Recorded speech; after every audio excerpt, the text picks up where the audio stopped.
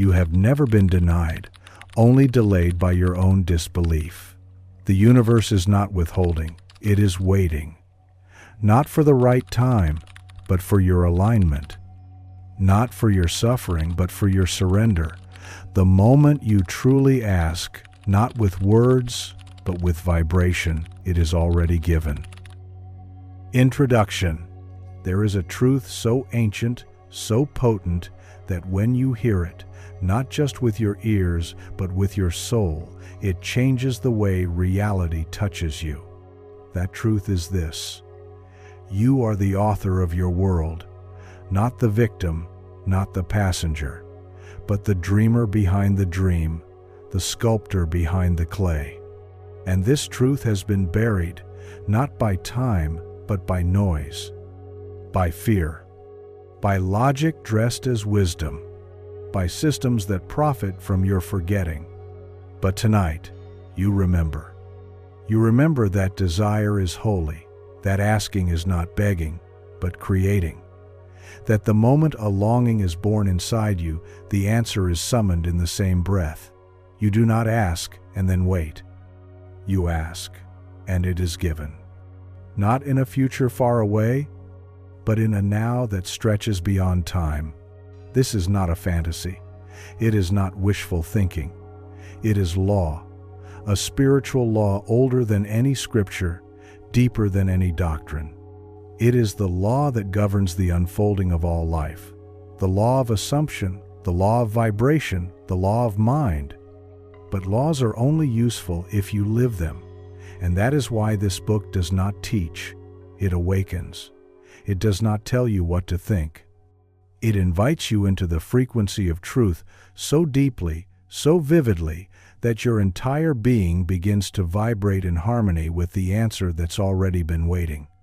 Each chapter you are about to hear is not a lesson, it is a temple. Each word is a bell ringing through the corridors of your subconscious, breaking the spells of doubt, fear, and waiting. You will not be asked to work harder. You will be asked to believe softer. You will not be told to fix yourself. You will be reminded that you were never broken. You will not be taught how to chase your dreams. You will be shown how to become the version of you who already lives them. This is not self-help. This is self-remembrance. Because somewhere in you, the infinite is curled asleep, waiting for you to wake it with the words, "I remember who I am." And who you are is not powerless, not behind, not lacking, but light, cloaked in flesh. A creator momentarily convinced it is small. So listen gently, but listen closely. Let the words wrap around you like silk. Let the pauses breathe between your ribs. Let the sound of this truth become more than information. Let it become transformation. As you listen, you may feel something move, a warmth in the chest, a soft ache behind the eyes. That is not emotion. That is recognition. That is your soul nodding. That is your reality beginning to bend. Because once you remember this, that your desire is divine, that your word is power, that your being is the gateway through which the unseen becomes form, then everything begins to move, faster, softer, truer. You have spent lifetimes forgetting. Let this be the moment you begin to remember. Ask, and it is given, not because you are worthy, but because you are one with the giver. Chapter 1. The Whisper Beneath the Wanting. Desire is not weakness. It is the divine remembering itself through you. There is a place inside you that still remembers the beginning. Not the day you were born, but the day before time, the moment before breath, when you were only light, watching form take shape like mist condensing into meaning. In that place, there is no need, only knowing. No craving, only creating. But when you fell into form, when your soul slipped into skin and called itself by a name, something beautiful and terrifying happened. You began to want, and you thought that wanting made you weak. You were taught to hide your longing like a bruise, to quiet your prayers, to polish your dreams until they looked practical. You were told that desiring too much meant you were greedy, naive, foolish, that only the patient are holy and the hungry are selfish. But what if I told you the opposite? What if I told you that your longing is sacred, that the ache in your chest is the voice of God growing louder, that every desire is a seed, and every seed already contains the full tree? You do not want to because something is missing. You want it because something is waking. Wanting is the whisper of the soul remembering what it came here to be. The child does not feel shame for reaching out. The flower does not apologize for blooming. The stars never beg the night to let them shine. They just do. And so must you. But what happens when the world teaches you otherwise? When years of waiting have made your desire feel like a curse, not a calling? Let me tell you a story. There was a woman named Anjali. She lived in a quiet city tucked into the Himalayas, where the clouds dipped so low you could touch them if you stood on your toes. Every morning, she lit a candle for the life she dreamed of, to teach, to write, to be free. But she didn't dare speak it aloud. "It's just a fantasy," she would say. "There are bills, a family, 1,000 reasons why not." Still, each day, the dream whispered louder. She began to feel it not just in her mind, but in her body, in the tension of her shoulders when she answered emails that drained her, in the dullness behind her smile when asked how work was going. Her soul was not sad, it was suffocating. And one night, as the monsoon rain fell heavy against her window, she whispered, not to God, not to the stars, but to herself, "I want more." And the air stilled, as if the entire universe had been waiting for her to speak those words. Within a year, she left her job. Not in a blaze of rebellion, but in the quiet confidence of a woman who had finally decided she was allowed to want. She moved into a smaller home, took long walks, wrote every morning at dawn. Today, Anjali teaches thousands. Her work is sacred, her life simple but full. She didn't manifest this by force. She did it by listening to the whisper beneath the wanting and answering. You see, your desire is not here to torture you. It is here to transform you. It is not a hole. It is a map. And when you stop resisting what you want and start revering it, everything begins to move. The cells in your body start to sing a different song. The field of energy around you, the one that listens not to your words but to your vibration, begins to shift. The world responds, not out of obligation, but recognition. The truth is, what you want wants you. And if you could stop shaming your desire for 5 sacred seconds and just feel it fully, feel it like rain washing through your bones, you would realize that your desire is not coming from ego, but from essence, from source, from the divine artist within you, who remembers what you came here to paint on the canvas of this life. And yes, you will be afraid. The mind will say, "It's not realistic." The past will scream, "What if you fail?"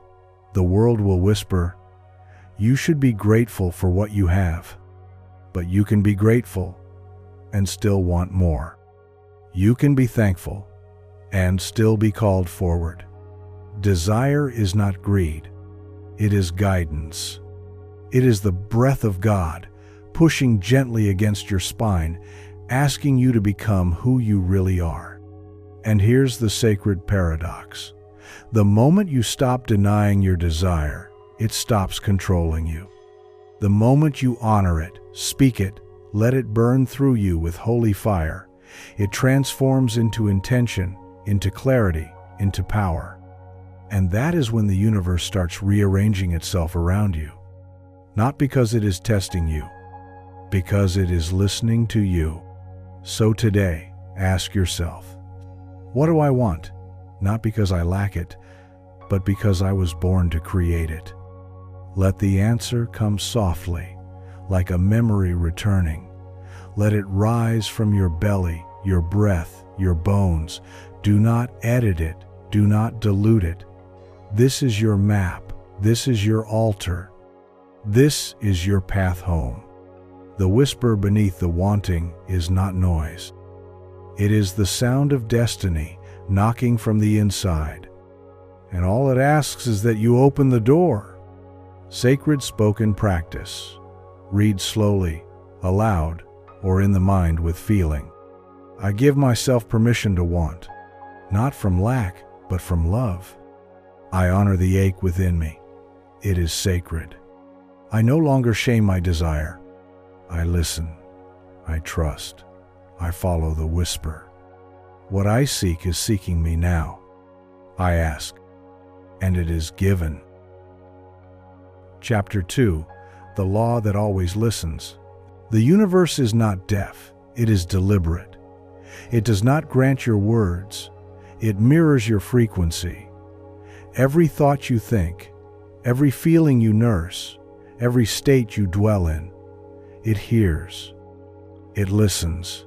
And then it becomes. There is no such thing as unanswered prayer, only unaligned asking. You speak not only with your mouth, you speak with your mood, with your expectations, with the silent tone beneath your daily thoughts. And that is what the universe hears. Not the sentences you whisper at night, but the state you live in all day long. Creation is not waiting to be convinced. It is waiting to be aligned with. This is the law. Call it the law of assumption. Call it the law of vibration. Call it the infinite mirror. Name it what you will. But it is not a concept. It is a current, flowing through every moment of your life, responding not to effort, but to energy. And it always says, yes. Say, I am unwanted, and the law replies. As you say, nothing ever works out for me, and the law echoes, let it be so. Say, I always find a way, and the law responds, of course you do. It is not judging, it is not punishing, it is simply reflecting your deepest assumptions back to you with absolute, unwavering fidelity. The law does not listen to your voice. It listens to your state. This is why affirmations often feel hollow. You repeat, I am wealthy, while vibrating in fear. You chant, I am loved, while marinating in rejection. You speak one thing, but your being whispers another. And the law always follows the whisper. Because the universe is not literal, it is vibrational. Think of it like this. You are a broadcast tower. Every emotion you feel, every thought you rehearse, sends out a signal. That signal becomes your field, and that field becomes your fate. To shift your life, you do not fight reality. You shift the signal. This is not magic. It is physics of the soul. Let me tell you a story. There was a young man named Arav who had grown up hearing that success came only through sacrifice, that one must struggle, grind, bleed to earn anything of value. So he worked endlessly. 12-hour days, constant hustle. His body ached, but his heart ached more, because no matter how much he achieved, he never felt at peace, never felt worthy. Until one evening, at the end of another long day, he saw an old woman by the temple gates, feeding stray dogs. Her face was soft, her hands weathered, and her smile radiant. He asked her, "Do you work hard every day too?" She laughed, a sound like wind chimes in monsoon. "No, child," she said, "I do not work.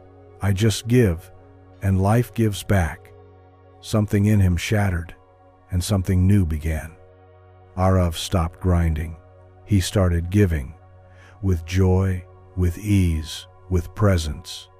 He gave beauty in his art, gave truth in his speech, gave rest to his own body. And slowly, the world responded, not with more struggle, but with more grace, more flow, more joy. Why? Because his state changed, and so did the law's response. You must understand this. You are not rewarded for your effort. You are met at your level of being. This is the cosmic listening, the holy mirroring, the way things are, not because someone decided it, but because reality was built this way, like music responds to vibration, like water responds to gravity. So if you are not receiving what you desire, do not ask, "What am I doing wrong?" Ask instead, "What am I assuming?" Because your assumptions are prayers. Your state is a command, and the universe does not resist it, it obeys. When you truly understand this, a sacred shift happens. You stop begging, you stop chasing, you start embodying. You stop saying, "Please give me love," and start being love. You stop asking, "When will abundance come?" and start living as if it already has.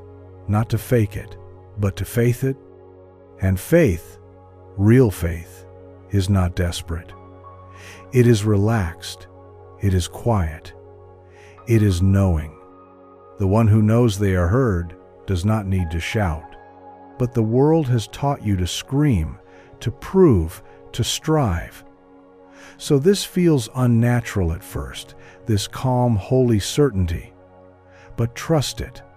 The more you rest in the frequency of having, the more reality rushes to match you. This is not passive.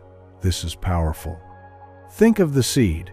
It does not beg the sun to shine. It simply becomes what it is, and the sunlight obeys. Your job is not to make the law work. Your job is to align with its rhythm.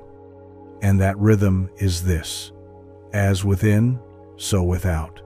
As you believe, so it becomes. As you dwell, so you create. If you want to shift your life, stop reacting and start radiating. Stop managing the outside and begin mastering the inside.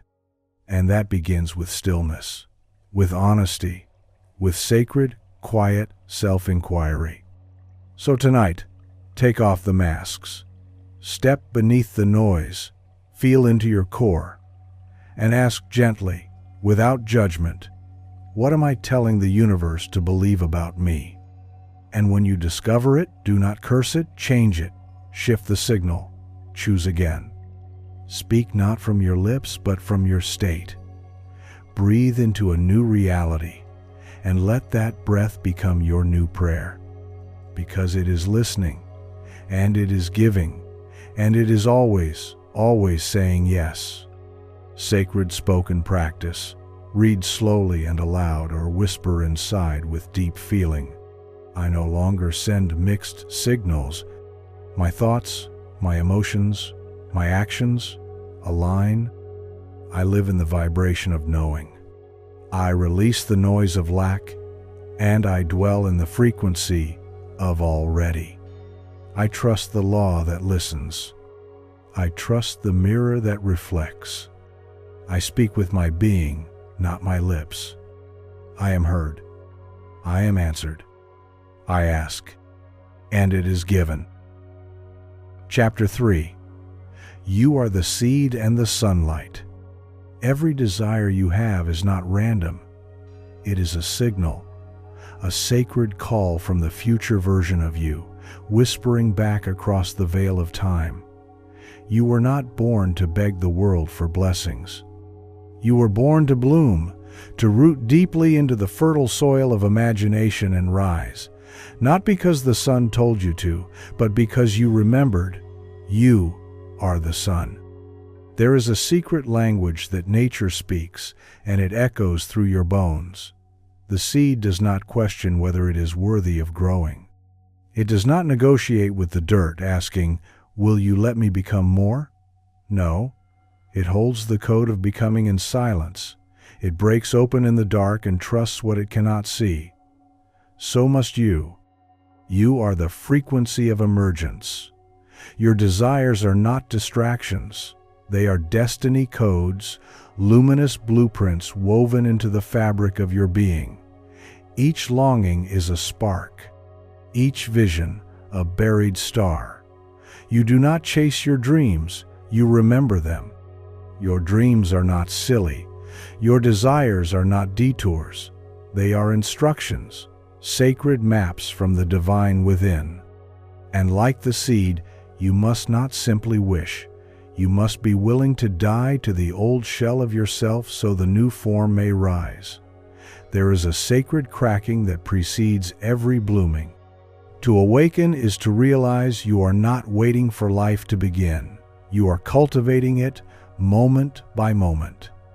The sun does not apologize for shining. The river does not regret its flowing. Why, then, do you hold back your light, waiting for permission from a world you were born to reimagine? Let me tell you the story of Manu, a quiet gardener from the foothills of Nepal. He lived simply, tending to small patches of land, growing vegetables and wildflowers for nearby families. Each morning, long before the first light, he would kneel barefoot in the soil, close his eyes, and whisper to the earth, "I am planting dreams." But Manu didn't speak of success. He didn't boast or beg. He didn't post his ambitions for approval. Instead, he grew them, patiently, inwardly, in silence. For 7 years, he dreamed of a sanctuary, not made of walls, but of wonder. A living garden where children could learn the language of plants and the healing of presence. Every seed he placed into the earth, he imagined it nourishing that future. People laughed, called him odd, even foolish. "You grow vegetables," they said. "You're just a farmer." But Manu smiled gently, because Manu knew something the world had forgotten. Faith is a vibration, and vision is the mother of form. One day, a traveler wandered into the village, an environmental artist seeking sacred land to co-create a space of healing and education. She stumbled upon Manu's garden and was arrested by its feeling. The scent of wild jasmine, the humming of bees, the peace in the soil. She turned to him and asked, "How long have you been building this?" He looked toward the sunrise. "My whole life," he said. Within a year, donors gathered. Volunteers came. Architects and artists arrived from far-off places. What once lived only in imagination became roots and roofs and laughter and life. They named it the Garden of Becoming. But Manu knew it had always existed, in consciousness. You are not separate from the field of miracles. You are its farmer. You are its sunlight. But to activate this truth, you must stop identifying as the one in lack and start seeing yourself as the source of life. There is no future blessing waiting to be unlocked. You are the key. The only question is, will you turn toward the light? The world teaches you to seek outside, to earn, chase, or prove. But the soul does not deal in proof. It deals in presence, in the sacred alignment between desire and knowing. When you align with the inner law, that what is imagined with conviction must express, you become the sunlight that nourishes your own seed. The subconscious does not debate, it simply obeys. It does not care if what you believe is true or false, only that you persist in believing it. If you say, "It's too hard," it agrees. If you say, "I am the one who makes it bloom," it rearranges the field. This is not magic, it is law. Even in winter, the seed is becoming. Even in delay, the roots are forming. Just because the flower isn't seen does not mean it's not real. The invisible is not the absence of becoming, it is the womb of it. You are both the dream and the dirt, the longing and the light. Your task is not to force a future. Your task is to nourish the invisible until it must be seen. Trust is your sunlight. Gratitude is your water. Persistence is your breath. You do not become what you wish. You become what you believe. So believe like a seed believes in spring. Assume like the moon assumes the tide. Rise like the sun, not asking who's watching but shining, because it is your nature to shine. And if doubt comes, let it come, but do not invite it to plant roots. Sit beside it like an old wind and let it pass. Faith does not require perfect feelings, only consistent remembrance. Let us now return to the silence. Breathe gently. Place one hand over your heart and one over your belly. Feel the warmth of your being. Sacred spoken practice. Repeat softly, slowly, and with breath between each line. I am the seed in the sunlight. I do not wait to be chosen. I choose. I do not hope for miracles. I become one. I plant visions in faith. I water them in joy. I shine even when no one watches. I rise even when doubt whispers. I bloom because I remember who I am. Chapter 4. Faith. The bridge between now and nowhere. What if the path isn't ahead but beneath your feet, forming only when you step forward? Faith is not for the faint-hearted. It is not soft light or a wish whispered into an uncaring wind. It is the thunder in the chest before anything changes, the breath you take in the dark before dawn. Faith is the bridge you walk when the world has given you no ground to stand on. It is not a plea, it is a knowing. And you, beloved, have known since before you were born. You came into this world wrapped in the whisper of eternity. Before language, before form, before names, you carried a frequency. The sound of becoming. That sound still echoes through your soul. And faith is what hears it. Faith is what follows. To the untrained eye, faith appears irrational. It builds before blueprints. It celebrates before evidence. It prepares the nursery before the child is conceived. It writes the acceptance speech before the invitation arrives. Faith is not waiting. Faith is knowing, and knowing is power. You've been told to hope, but hope trembles. Faith stands. Hope wishes. Faith decides. Where hope waits for permission, faith creates the condition. Faith speaks as if it has already come to pass, and by that declaration, it brings the unseen into the seen. I once met a man named Elias, who lived in a worn apartment above a street filled with smoke and sirens. He was quiet, gentle. He worked night shifts cleaning glass windows in tall buildings he never dreamed of entering. But he had a ritual. Every evening before work, he sat before a mirror lit by a single candle and whispered to his reflection, I am seen, I am sovereign, I am destined. He didn't look the part. His clothes were secondhand, his hands were calloused, but inside, a kingdom was rising. For years he did this. Even when rent was late, even when he was mocked, he read the words of mystics. He walked like a man appointed. He smiled like a man crowned. And then, one winter morning, everything shifted. A journalist stuck in traffic watched Elias clean the mirrored windows of a skyscraper. She noticed something strange.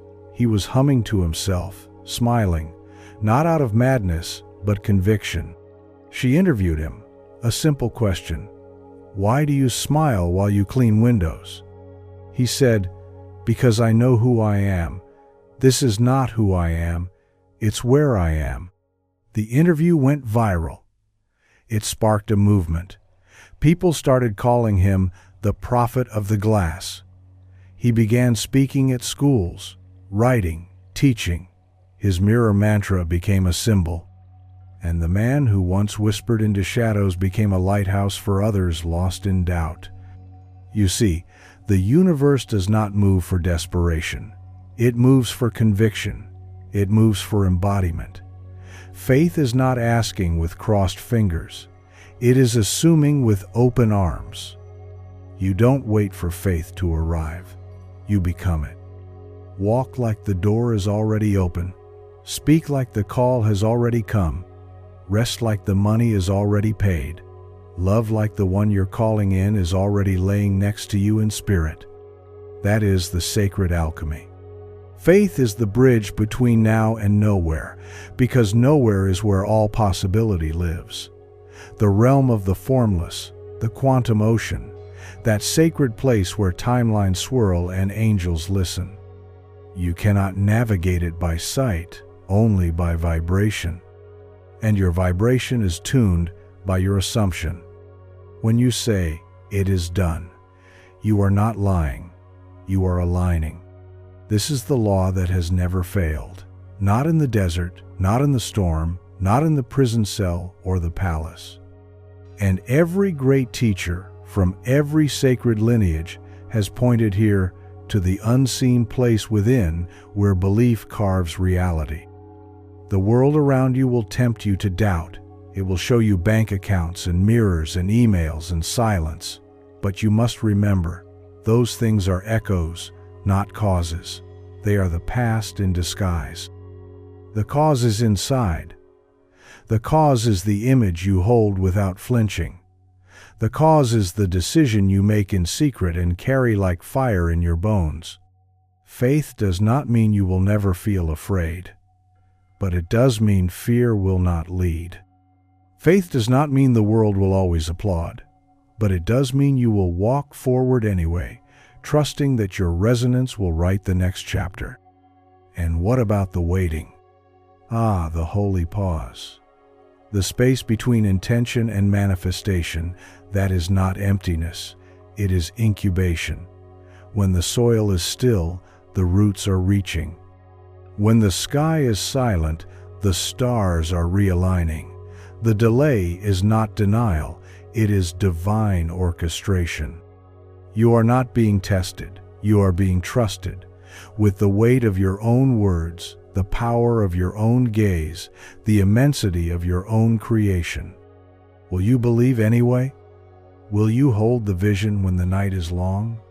Will you rise before the sun and say, "I know who I am, and I walk as if it is already done"? Because it is. Faith is a conversation between your soul and the source. No middleman, no evidence needed, just the steady heartbeat of yes. Yes, I will build before I see. Yes, I will sing before the audience. Yes, I will dance before the stage. You are the temple and the priest, the song and the silence, the question and the answer. Faith is the bridge. Now walk it. Sacred spoken practice. Repeat gently with full presence. I walk in the unseen. I trust what I feel more than what I see. I declare it done. And so it becomes. I am not waiting for proof. I am the proof. I cross the bridge of faith, and the path appears beneath me. Chapter 5. The Sacred Echo of I Am. Before the world named you anything, your soul had already whispered, I am. And that whisper, beloved, was not just a sound, it was creation. It was the first light splitting the void. It was the spark that set galaxies swirling, the pulse that brought mountains to rise, the hum that gave breath to the invisible.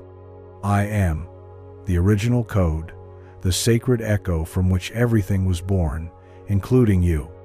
Every time you say those two words, the universe listens, not with ears, but with laws, not with judgment, but with agreement. The cosmos doesn't ask whether it's true or false, whether you deserve it or not. It simply builds, faithfully, silently, around your identity. This is the secret most never learn. You do not attract what you want. You attract what you are, or rather, what you believe you are. Your outer world is the canvas. Your inner I am is the brush. Every thought paints, every word declares, every repetition becomes structure. Every belief becomes brick and beam. When you say, I am tired, life leans toward exhaustion. When you say, I am not good enough, the world reflects back evidence to confirm that shape. But say, I am worthy, and the ground shifts. Say, I am abundance, and unseen doors begin to unbolt. Say, I am joy, and light finds you, even in shadow. This is not mere affirmation, this is alchemy. Let me tell you about Sita, a quiet soul living in the lap of the Himalayas, where the winds carried wisdom and the sky whispered in the voice of silence. Her family were weavers of cloth, but Sita was a weaver of words, of dreams, of identity. Every morning, before the sun peeked through the mist, she stood barefoot by the river and spoke to the water. She didn't speak of her problems. She didn't repeat the names others gave her. She spoke from the center of her soul. I am heard. I am light. I am rising. Not once, not twice, but every day. With devotion, with depth, with a knowing that felt like prayer. Villagers called her strange. Some laughed. Others watched silently. Sita didn't defend her truth. She became it. Years passed, and one day a traveler from far away, weary and world-wounded, stumbled upon her. He heard her voice echoing off the stones, like music that had no beginning and no end.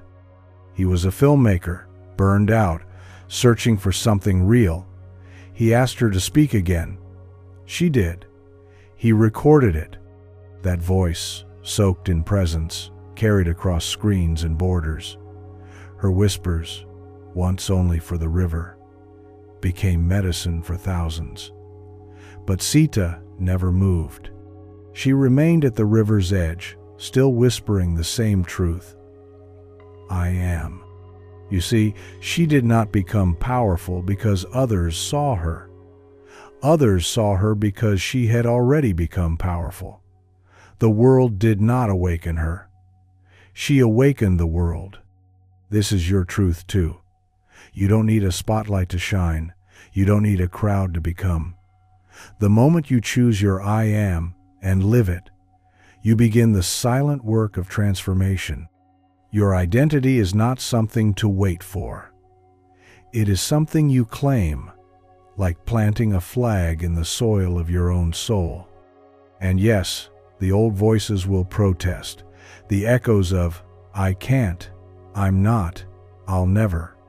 They will rise like smoke from old fires. But smoke is not flame. Let it pass. You do not need to fight it. You only need to breathe deeper into the truth that is older than fear. When you say, I am, from your essence, with emotion, with clarity, with breath, you activate a force that cannot be reversed. You are not lying to yourself. You are reminding yourself. Underneath every doubt is a truth waiting to be remembered. You are that truth. In the beginning was the Word, and that Word was not just sound, it was self, it was knowing. It was God speaking itself into form. When you say, I am, you are not borrowing power. You are using the very power from which all things were made. So what do you choose to echo? Let it not be the names the world gave you when you were young and afraid. Let it not be the identities soaked in other people's wounds. Let it not be the titles chained to old disappointments. Instead, stand in the mirror of your own becoming. Look into your own eyes and say it, not to convince, but to remember. I am more than enough. I am the light behind the form. I am the cause. not the consequence. I am not waiting. I am awakening. Speak it when you rise, even if your body still feels heavy. Speak it when you are alone, especially when silence tempts you to shrink. Speak it as you walk, as you breathe, as you dream. Let I am become your melody. Let it shape the way you move through the world. And when the outer world seems slow to respond, when the evidence does not yet match the inner vision, speak it anyway. This is when it matters most. Because faith is not waiting for the reflection to change before smiling. Faith is smiling, and knowing the mirror must follow. There is no force more potent than consistent identity. Not goals, not plans, not even willpower.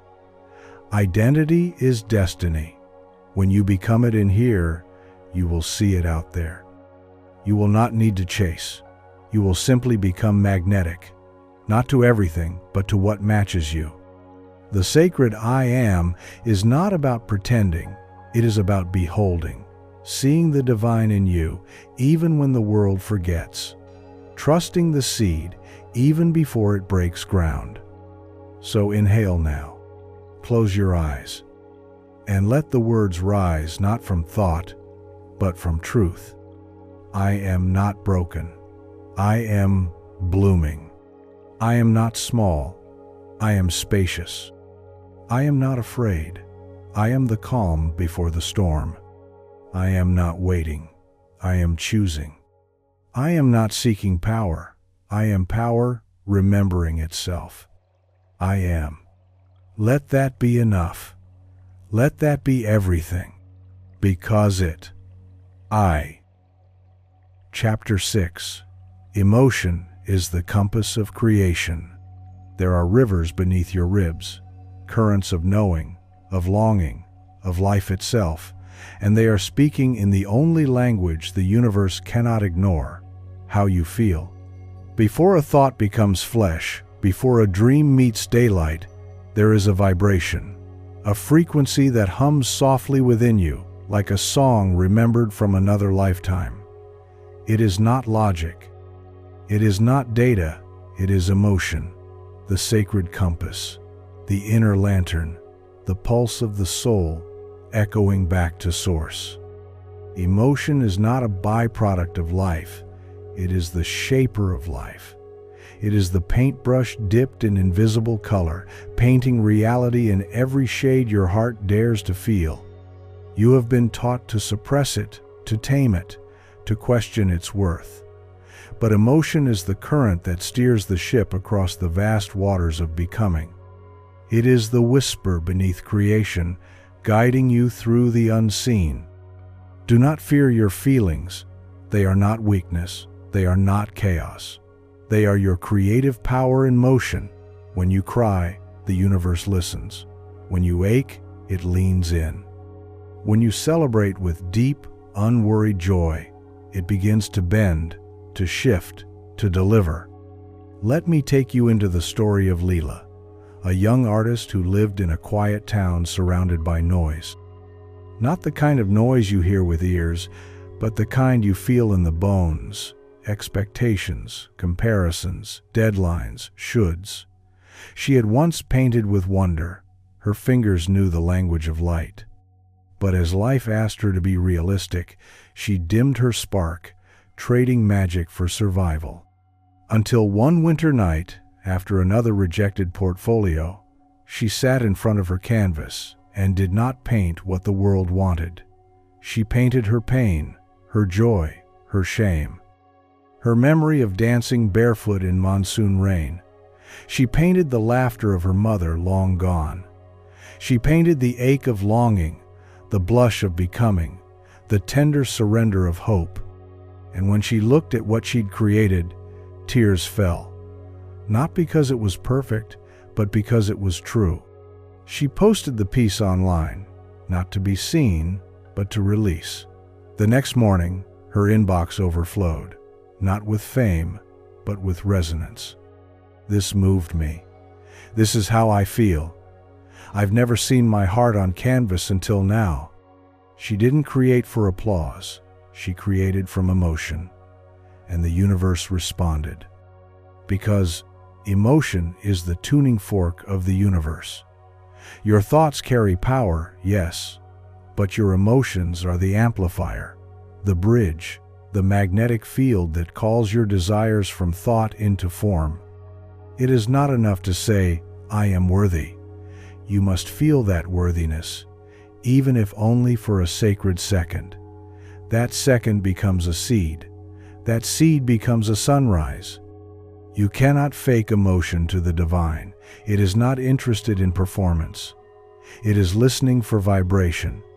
It responds not to the words on your lips, but the music in your chest. That is why sometimes, even with no plan, no money, no evidence, you can manifest what others call impossible, simply because you believed and felt as though it were already yours. Emotion is your inner GPS. When it feels light, aligned, open, you are on the path. When it feels tight, dull, heavy, your soul is whispering, not this way. But society told you to ignore that compass, to override it with logic, to rationalize the discomfort, to sacrifice the spark. And that is how you got lost. But you are remembering now. The way back is not through more doing. It is through more feeling.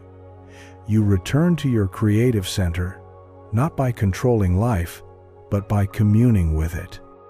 Your dominant emotional state is the prayer you offer the cosmos. Not the words said in temples or whispered in dark rooms, but the consistent hum of your emotional tone. Are you vibrating lack or fulfillment? Doubt or devotion? Fear or faith? Feelings are frequencies. Frequencies become form. And when you learn to gently choose better feeling thoughts, not to deny pain, but to reach for light, you shift timelines. Let's be clear, this is not about bypassing your darkness. The seed doesn't skip the soil. The caterpillar doesn't avoid the cocoon. You are allowed to grieve, to ache, to feel fury and doubt. But then, like the moon, you return, you rise again.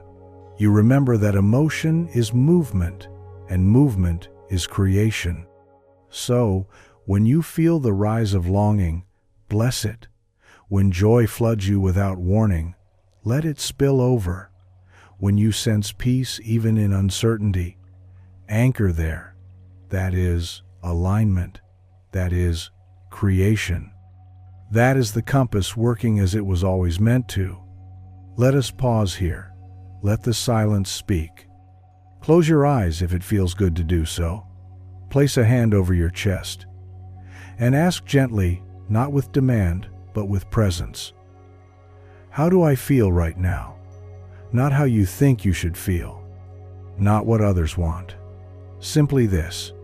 How does your soul feel in this moment of stillness? Whatever it is, honor it, bless it, feel it fully. Because feeling fully is not fragility, it is faith, the kind of faith that knows whatever is felt deeply is healed. Whatever is loved is transformed.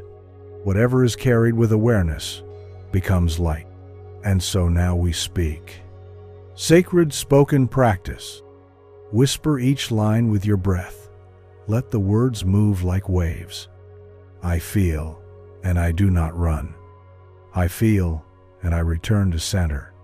My emotion is not weakness, it is a compass. It tells me where I am and where I must go. When I feel joy, I open the gates of creation. When I feel peace, I align with the divine. Even in sorrow, I am sacred. Even in fear, I am learning.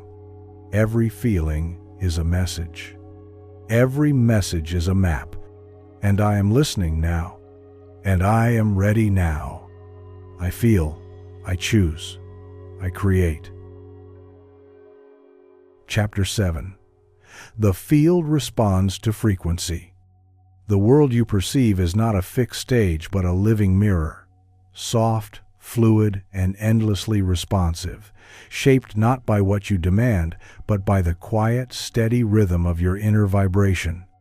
There is an unseen ocean beneath every moment you live, a sacred web of connection threading together every thought, feeling, and breath. Some call this the quantum field, others the divine intelligence, or the cosmic dance. But whatever name you choose, know this: it is not passive. It does not merely observe, it listens, vibrates, and responds to the frequency you emit. The tone of your soul, your emotional state, your habitual feelings, is the signal sent forth into this vast field of possibility, and it is the signal that shapes your experience. Imagine yourself entering a cathedral filled with thousands of tuning forks, each attuned to a different note, a different feeling. When you strike one tune to joy, the others that resonate with that vibration begin to hum, not because they were forced, but because resonance is a law older than time itself. This is the mystery of the field. It is a sacred choir answering to the song you sing inside. Your daily emotions are the subtle conductors of this invisible orchestra. When your heart beats with peace, the universe returns peace, as if in a loving echo. When fear tightens your breath and curls around your chest, the cosmos mirrors that tension. When you vibrate in grief, the field arranges circumstances that reflect sorrow. This is not punishment or reward. It is sacred reflection, the geometry of cause and effect woven through your very being. But the beauty, the true miracle, lies in your power to choose your song. Let me take you into the life of Arya, a woman whose journey carried her through the shadowed valleys of grief. After the sudden loss of her beloved partner, her world contracted into a silent, hollow space. She could not fake happiness. Attempts to move on felt like betrayals of her own heart. Friends and family urged her toward positive thinking, but her body was anchored in sorrow, each breath heavy with absence. Arya did not run from her feelings. Instead, she welcomed them. She sat by the ocean's edge where the waves spoke of impermanence and flow. There, in the sacred presence of nature's rhythm, she allowed her pain to be felt fully, raw, unfiltered, unashamed. She wrote letters to the one she lost, not pleading for return but offering gratitude for their shared moments. Each letter was a bridge from grief to grace. Over time, something profound happened. Arya's frequency shifted, not because she forced it, but because she surrendered to the natural ebb and flow of her emotions. Her heart opened to quiet hope. Her soul softened into new trust. One evening, singing softly beneath a sky quilted with stars, a stranger heard her voice. A composer searching for authenticity, for the kind of voice that holds both heartbreak and healing. From that encounter blossomed a new chapter in Arya's life, a love and purpose born not from denial of pain, but from vibrating truth. Her story is not a fairy tale of instant manifestation. It is a sacred teaching on coherence, the deep alignment of who you are with what you desire. The field does not respond to scattered wishes or forced efforts. It responds to you, to the frequency you carry in your body, mind, and spirit. If you desire love, first become the vibration of love, not just in words, but in the subtle way you hold yourself, the tenderness in your gaze, the gentleness you offer to your own soul. If you seek abundance, embody generosity and trust, releasing the grip of fear. If peace calls to you, rest fully in the present, not as a captive of circumstance, but as a willing guest at the table of now. This kingdom has no external gatekeeper. It opens in response to frequency. Your emotions are the keys. Too often, we try to manifest by sheer willpower, repeating affirmations without feeling, chasing goals without shifting energy. But the field does not respond to a performance. It responds to presence, to authenticity, to resonance. That is why some wait decades for their desires, while others whisper a single prayer and see miracles unfold. The difference lies in the clarity and consistency of their vibration. In your deepest moments of solitude, when the world feels indifferent and your heart heavy, remember, the field is always listening. It does not judge or punish. It simply reflects what you hold most deeply.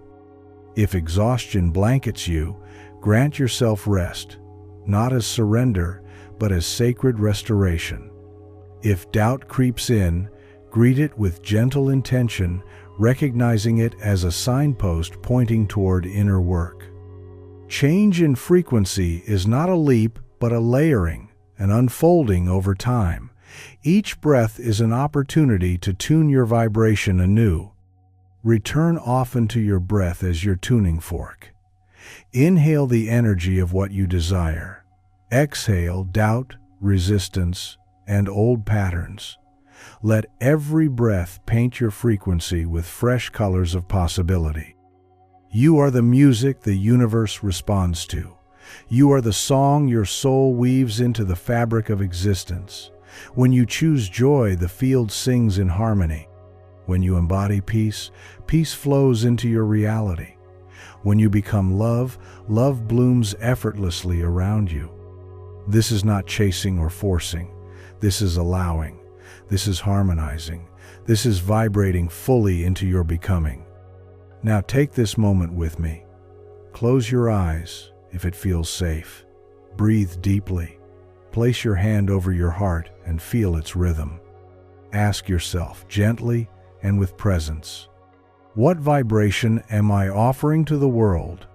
Does my heart sing with alignment, or is it a whisper caught in shadows? What frequency do I wish to hold? Listen without judgment. Receive what arises. Now, breathe with intention. Inhale the light of your highest vision. Exhale any heaviness that dims your frequency. Let your body soften. Let your heart open. Speak these sacred words aloud or in your mind, feeling each as a ripple that moves through your being. I am the music the universe answers. I am the song of my soul made real. I choose joy, and the field responds. I feel peace, and peace finds me. I become love, and love unfolds. I do not chase, I harmonize. I do not force, I allow. I do not wait, I vibrate. Let these words settle into your bones, into the deepest cells of your being. Remember, beloved, the field is not a distant mystery. It is the echo of your own sacred frequency. When you align with your true vibration, miracles are not magic, they are inevitable. The universe is your reflection, responding faithfully to the frequency you hold. So rise with intention, sing your song. Let your vibration shape the world like sunlight sculpting the dawn. Chapter 8. Your imagination is a portal. Between the breath and the moment, there lies a doorway, a shimmering gate through which all realities converge, and that gate is your imagination. Close your eyes and see. Not the world as it is, but as it could be. Not the weight of circumstance, but the lightness of possibility. Your imagination is not mere fantasy or idle daydreaming. It is the sacred portal that connects the seen to the unseen, the now to the forever. It is the workshop of the soul, the cradle of creation, the forge where the future is molded before it steps into form. This truth has echoed through mystics and sages across time. Neville Goddard taught that your imagination is God within you, your divine creative power, waiting patiently for your permission to shape reality. You were not born to live as a passive observer, watching life pass like shadows on a wall. You were born to be the artist of your experience, the architect of your destiny, wielding imagination like a torch to light your way. Imagination is not a frivolous escape. It is a sacred act of rebellion against limitation. When you imagine freely, you are declaring to the universe, "I am more than circumstance. I am the source of my reality." Each scene you paint in your mind's eye sends ripples into the fabric of existence, like a pebble dropped into a vast cosmic lake. Those ripples reach shores you cannot yet see, bringing to shore the manifestation of your deepest longings. Let me share the story of Maya, a young woman who lived in a crowded city shadowed by hardship. Her days were filled with noise and struggle, her nights often restless with worry. Yet every morning before dawn, Maya would close her eyes and travel inward. She imagined a garden, not just any garden, but a sanctuary of light and peace, where laughter danced on the breeze and colors sang. She saw herself there, vibrant and free, breathing in abundance and joy. No one understood her. They told her to focus on reality, on what was practical. But Maya knew something invisible, that her imagination was the seedbed of her future. Each morning she returned to that garden, watering it with belief and feeling. Slowly, her inner vision shifted her outer world. She found ways to nurture community projects, to invite others into the garden's spirit. Years later, that imagined sanctuary blossomed into a real place of healing and celebration. Maya's story reveals the magic of imagination. It is not bound by time or space. It transcends the limits of the physical, inviting you to step beyond the confines of what is into the realm of what can be. Your imagination is the living thread connecting you to the divine, to the infinite potential held within you. This portal responds not to passive, wishful thinking, but to active, vibrant imagining infused with emotion. It is the difference between fleeting daydreams and deliberate creation. When you imagine with feeling, when your senses awaken in the mind's theater, when your heart stirs with anticipation, you set in motion the forces of manifestation.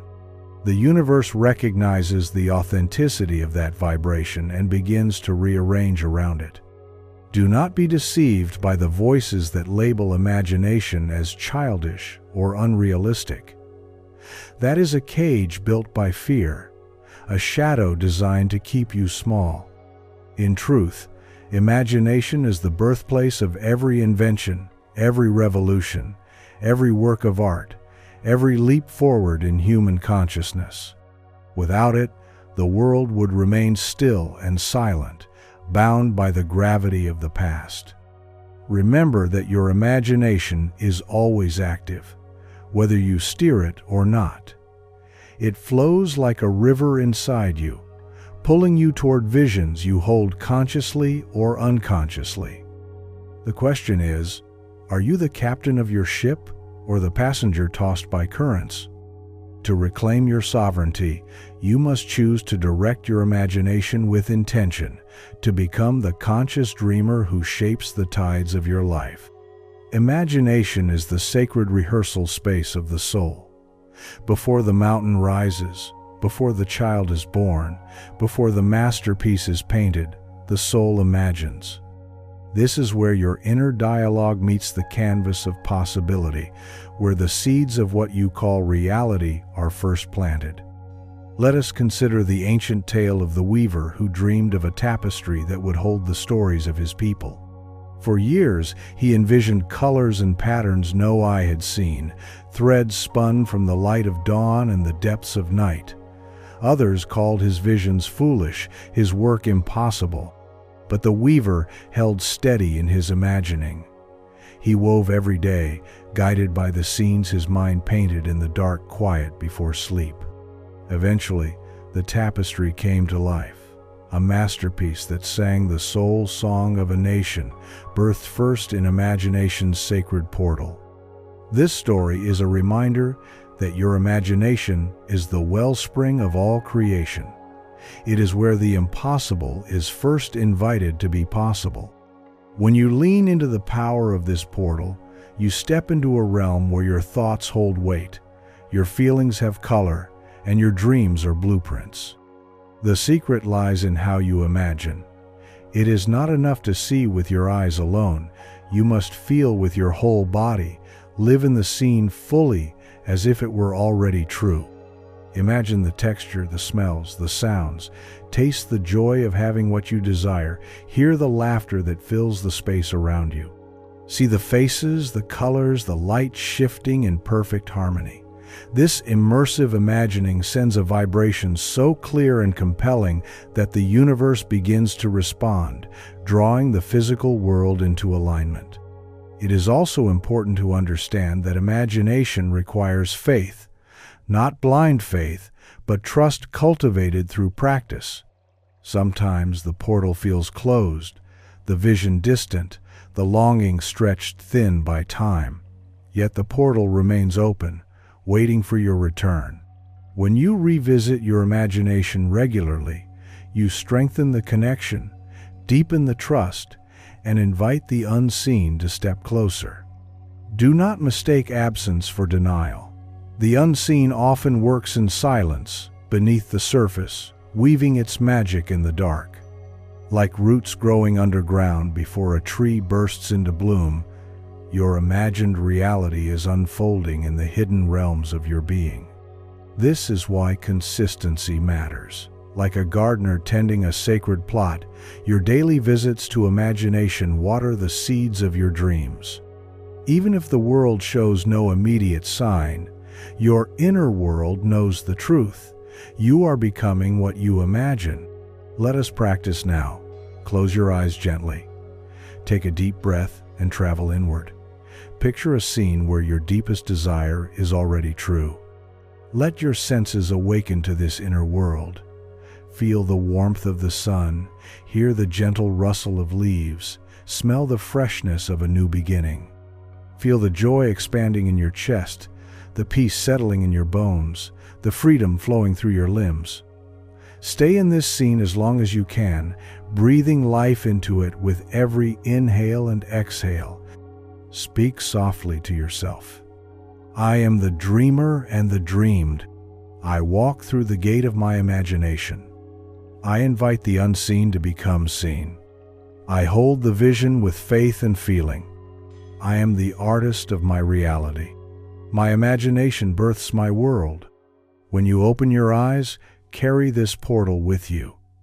Let your imagination be the steady flame guiding your steps, the light breaking through any shadow of doubt. You are not limited by what has been. You are empowered by what can be. Step through the portal. Create, believe, become. Close your eyes and see, not the world as it is, but as it could be. Not the weight of circumstance, but the lightness of possibility. Your imagination is not mere fantasy or idle daydreaming. It is the sacred portal that connects the seen to the unseen, the now to the forever. It is the workshop of the soul, the cradle of creation, the forge where the future is molded before it steps into form. This truth has echoed through mystics and sages across time. Neville Goddard taught that your imagination is God within you, your divine creative power, waiting patiently for your permission to shape reality. You were not born to live as a passive observer, watching life pass like shadows on a wall. You were born to be the artist of your experience, the architect of your destiny, wielding imagination like a torch to light your way. Imagination is not a frivolous escape. It is a sacred act of rebellion against limitation. When you imagine freely, you are declaring to the universe, I am more than circumstance. I am the source of my reality. Each scene you paint in your mind's eye sends ripples into the fabric of existence, like a pebble dropped into a vast cosmic lake. Those ripples reach shores you cannot yet see, bringing to shore the manifestation of your deepest longings.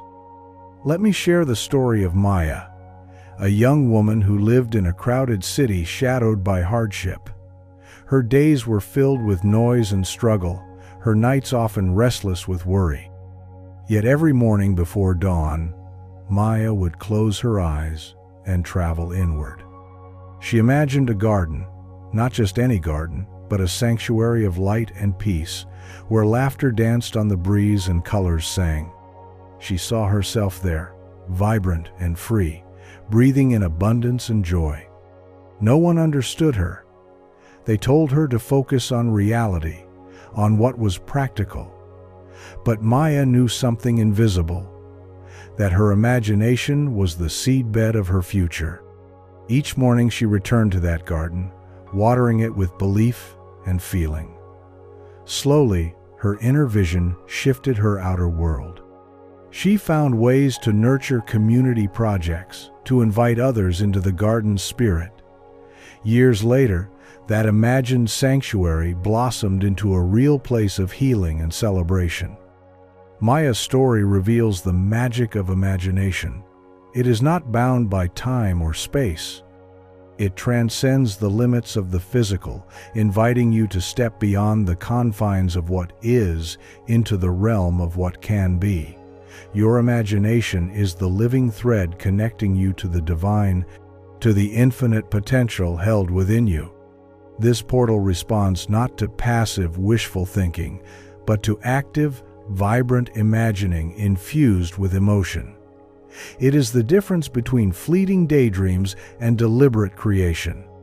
When you imagine with feeling, when your senses awaken in the mind's theater, when your heart stirs with anticipation, you set in motion the forces of manifestation. The universe recognizes the authenticity of that vibration and begins to rearrange around it. Do not be deceived by the voices that label imagination as childish or unrealistic. That is a cage built by fear, a shadow designed to keep you small. In truth, imagination is the birthplace of every invention, every revolution, every work of art, every leap forward in human consciousness. Without it, the world would remain still and silent, bound by the gravity of the past. Remember that your imagination is always active, whether you steer it or not. It flows like a river inside you, pulling you toward visions you hold consciously or unconsciously. The question is, are you the captain of your ship or the passenger tossed by currents? To reclaim your sovereignty, you must choose to direct your imagination with intention, to become the conscious dreamer who shapes the tides of your life. Imagination is the sacred rehearsal space of the soul.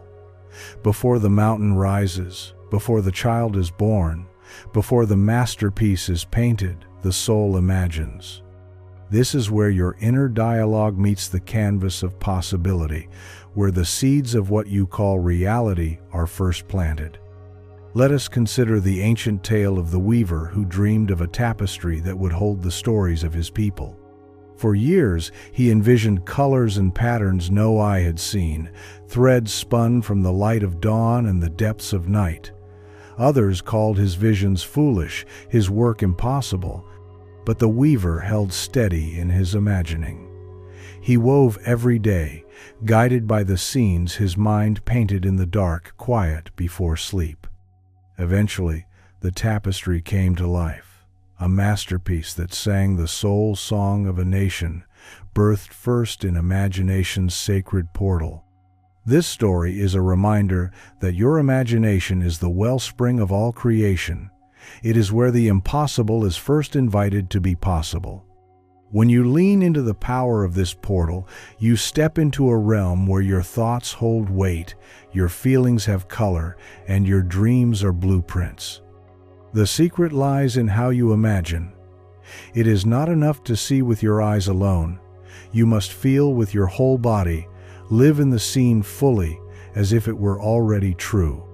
Imagine the texture, the smells, the sounds. Taste the joy of having what you desire. Hear the laughter that fills the space around you. See the faces, the colors, the light shifting in perfect harmony. This immersive imagining sends a vibration so clear and compelling that the universe begins to respond, drawing the physical world into alignment. It is also important to understand that imagination requires faith. Not blind faith, but trust cultivated through practice. Sometimes the portal feels closed, the vision distant, the longing stretched thin by time. Yet the portal remains open, waiting for your return. When you revisit your imagination regularly, you strengthen the connection, deepen the trust, and invite the unseen to step closer. Do not mistake absence for denial. The unseen often works in silence, beneath the surface, weaving its magic in the dark. Like roots growing underground before a tree bursts into bloom, your imagined reality is unfolding in the hidden realms of your being. This is why consistency matters. Like a gardener tending a sacred plot, your daily visits to imagination water the seeds of your dreams. Even if the world shows no immediate sign, your inner world knows the truth. You are becoming what you imagine. Let us practice now. Close your eyes gently. Take a deep breath and travel inward. Picture a scene where your deepest desire is already true. Let your senses awaken to this inner world. Feel the warmth of the sun. Hear the gentle rustle of leaves. Smell the freshness of a new beginning. Feel the joy expanding in your chest, the peace settling in your bones, the freedom flowing through your limbs. Stay in this scene as long as you can, breathing life into it with every inhale and exhale. Speak softly to yourself. I am the dreamer and the dreamed. I walk through the gate of my imagination. I invite the unseen to become seen. I hold the vision with faith and feeling. I am the artist of my reality. My imagination births my world. When you open your eyes, carry this portal with you. Let your imagination be the steady flame guiding your steps, the light breaking through any shadow of doubt. You are not limited by what has been, you are empowered by what can be. Step through the portal. Create, believe, become. Chapter 9. The Silence That Speaks Back.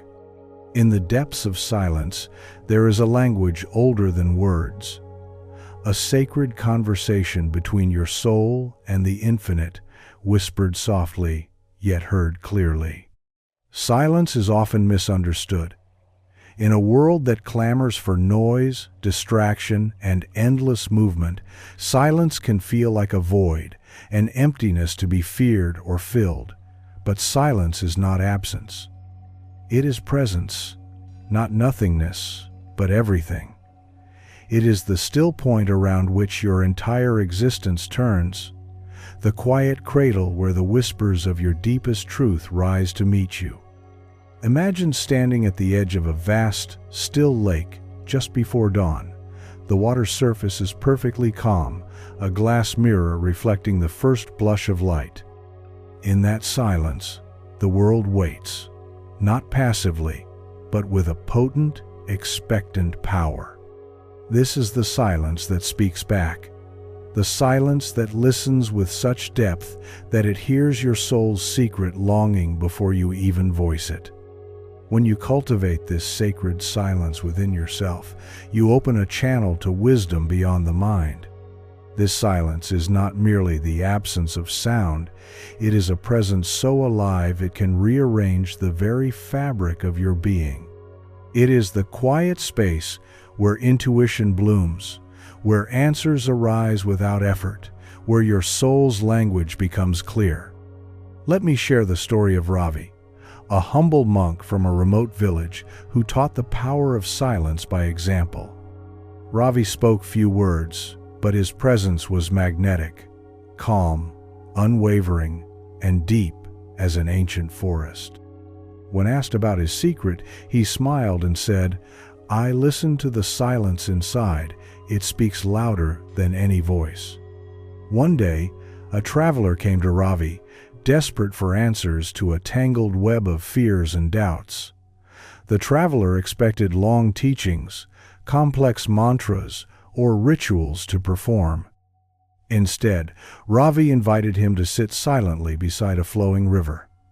Hours passed. The traveler grew restless.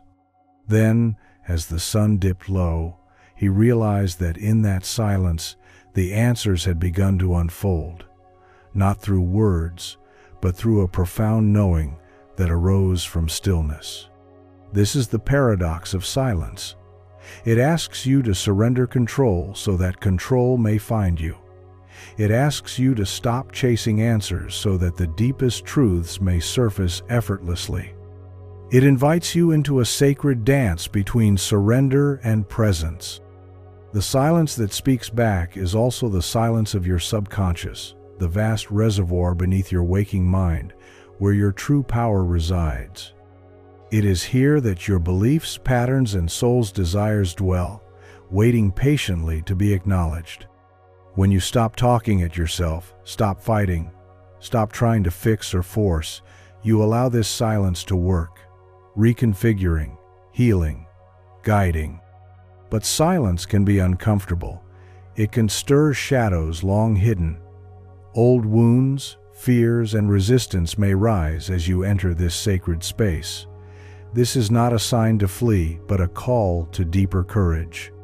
To sit with the discomfort and allow it to pass is to let the silence do its healing work. Your mind is like a wild horse, often restless and noisy. Silence is the gentle hand that soothes it, the reins that bring it home. When you learn to rest in this quiet, you reconnect with your essence, the source of your power, peace, and clarity. In silence, you discover that your soul speaks a language of symbols, feelings, and impressions. You learn to listen not with your ears, but with your heart. The silence becomes a sacred dialogue, a meeting place where the infinite and the finite merge. Think of the ancient forests where the trees stand tall and quiet for centuries, communicating through roots beneath the earth. Their silence is alive, a network of messages carried not in words but in pulses of energy. So too does your inner silence carry messages. Subtle, profound, transformative, if you learn to listen. When you hold space for silence, you open to guidance that transcends the linear mind. Answers appear not as loud commands, but as gentle nudges, subtle shifts, sudden clarity. The silence speaks back in dreams, in synchronistic signs, in the quiet intuition that feels like a soft glow in your chest. Let us enter this silence together now. Close your eyes. Take a deep, slow breath. Allow the world to soften around you. Feel the weight of your body grounding you. Let your breath become your anchor in the stillness. Imagine yourself sitting beside that quiet lake, the surface smooth and undisturbed. Listen not for sounds, but for the stillness beneath the sounds. Feel the silence expanding within you, like a vast sky opening in your chest. Let go of all expectation. Let the silence speak in its own time and language. Trust that whatever arises is for your highest good. As you rest here, repeat softly, I am still. I am present. I listen beyond words. I trust the silence within. It guides me home. It speaks my truth. I am held in sacred stillness.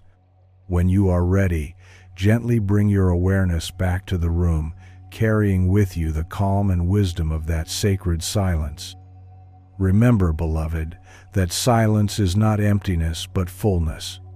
It is the fertile ground where your deepest truths take root and grow. It is the place where the answers you seek are already waiting. Trust the silence that speaks back. It is your most loyal guide, your closest companion, your sacred sanctuary. Yet, the journey with silence is ongoing.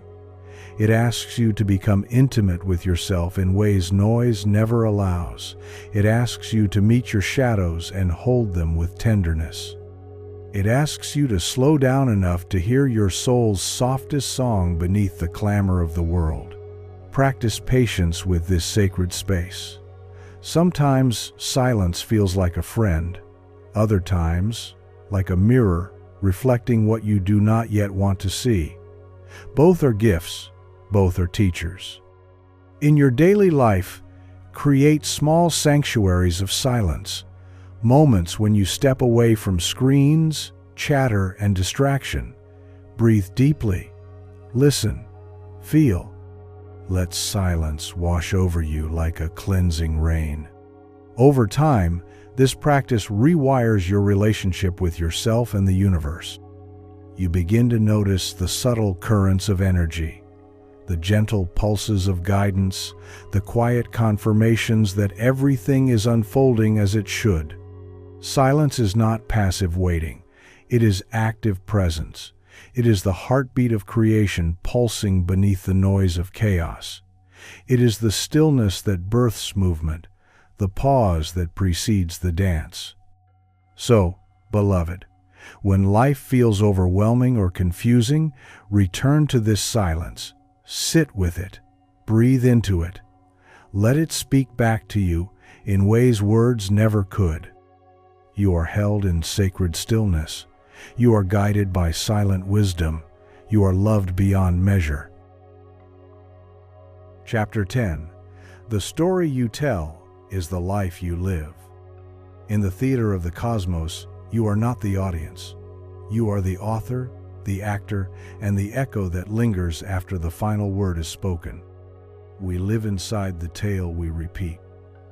Not the one we hope for in silence, but the one we whisper when no one listens. Every belief is a sentence. Every sentence a spell. Every spell the brushstroke of the life we are weaving. You may think you are simply describing your reality, but you are scripting it, word by word, vibration by vibration. Stories shape the unseen. They do not wait for evidence, they summon it. And the story you tell about your worth, your power, your limits, your love, becomes the script your subconscious rehearses until it believes it to be true. And once it believes, the world bends to match it. There was once a woman named Amara who believed she was invisible, not in a mystical, magical way, but in a painful, ordinary one. She would walk into rooms and feel unnoticed. She would speak and feel unheard. Her life, to her, felt like a fading echo. One evening she stood before a mirror and said aloud, "No one sees me." She said it with such conviction that the walls seemed to lean in. The universe listened, as it always does. And in the days that followed, people forgot her name. They overlooked her contributions. Even her closest friends stopped returning her messages. Her story had become a fog that dimmed her light, not because they didn't care, but because reality began to echo what she had spoken into it. One night, exhausted and heart-worn, Amara found herself in an old bookstore, hiding among the shelves. She picked up a book of ancient teachings and flipped to a passage that read, "You are not what the world reflects. The world reflects what you declare." Her breath caught. What if? Just what if? Her invisibility wasn't a curse laid upon her, but a story she kept unknowingly chanting day after day. That night, she changed her narrative. In the quiet dark, she placed her hand on her chest and whispered, "I am a light that cannot be dimmed. I am seen, I am known, I am love in motion." She repeated this not once, not twice, but for weeks, until it etched itself into her breath. Her voice changed, her presence grew. People began to turn when she entered a room, not because she shouted, not because she demanded, but because the story within her had changed, and the world, as it always does, followed. You see, the world doesn't respond to your potential. It responds to your pattern of thought, your pattern of speech, your pattern of belief. You could be a galaxy of infinite stars, but if the story you tell says, "I am small," then smallness will follow you like a shadow. What story are you telling? Do you speak as one blessed or one burdened? Do your words flow from lack or from knowing? Do you introduce yourself to the universe as someone life forgot or someone destiny designed? Words are not decorations, they are declarations. They are seeds of power, and each one falls into the fertile ground of your subconscious. There they bloom, silently, patiently, completely. If you tell the story that love never finds you, love will not know your door. If you tell the story that money slips through your hands, money will feel uninvited. If you tell the story that miracles are for others, miracles will pass by your window. But if you tell the story that you are chosen, that you are aligned, that you are guided and gifted and supported by the unseen, then so shall it be. There is no deception here, no pretending. This is not about lying to yourself. It is about choosing which truth to energize. Both exist, the shadow and the light.